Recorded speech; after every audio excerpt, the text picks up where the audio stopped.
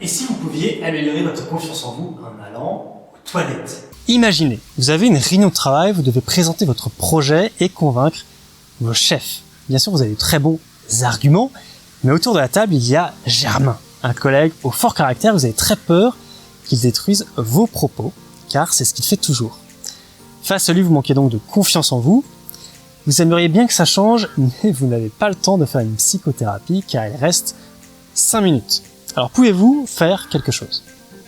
Et si je vous disais oui, et que vous pouvez même le faire en 2 minutes en utilisant votre corps?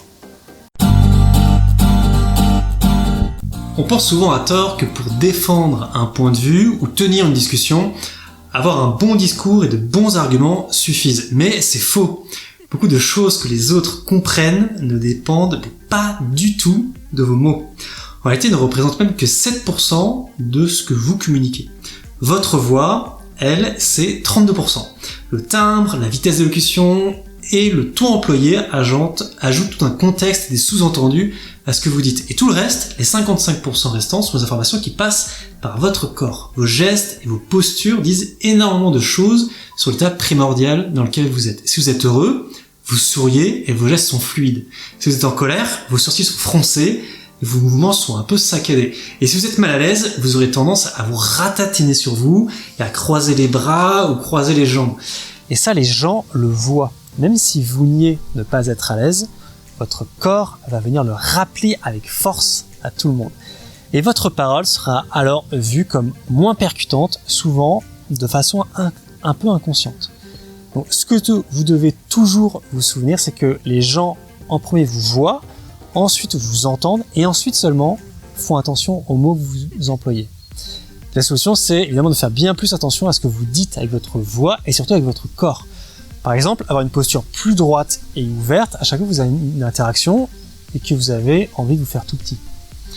Parce que grâce à ça, vos collègues vont plus vous respecter et plus vous écouter. Et ça marche partout. Par exemple, tenez-vous très droit en marchant dans la rue. Vous allez voir que les autres vont regarder très différemment et vont beaucoup plus souvent vous laisser passer. Malheureusement, même en essayant de bien vous tenir, il peut toujours arriver un moment où votre corps vous trahit.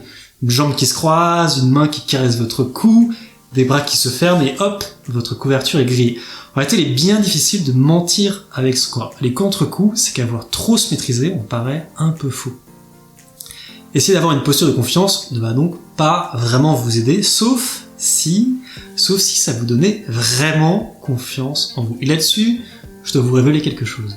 Si votre langage corporel influence ce que les autres pensent de vous, il influence aussi ce que vous pensez de vous-même. Il y a quelques années, une chercheuse nommée Amy Cuddy a fait une expérience intéressante. Elle a divisé un groupe d'étudiants en 2 et leur a demandé d'adopter une certaine posture pendant 2 minutes.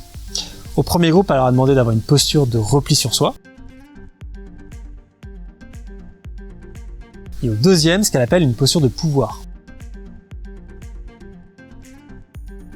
Et au cours des exercices qui ont suivi, elle a remarqué que le groupe qui avait tenu des postures de pouvoir avait une bien plus grande confiance en soi, ainsi que de meilleures performances intellectuelles que l'autre groupe qui avait des postures de repli. En analysant leur salive, elle a remarqué chez ceux ayant tenu les postures de pouvoir un plus haut taux de testostérone et un plus bas taux de cortisol que la normale. Et ça, c'est très intéressant parce que la testostérone, c'est l'hormone qui provoque la confiance en soi, tandis que la cortisol, c'est l'hormone qui fait augmenter le stress. Donc, Amy Cuddy a découvert quelque chose de très utile, c'est que tenir une position de pouvoir peut booster votre confiance en vous.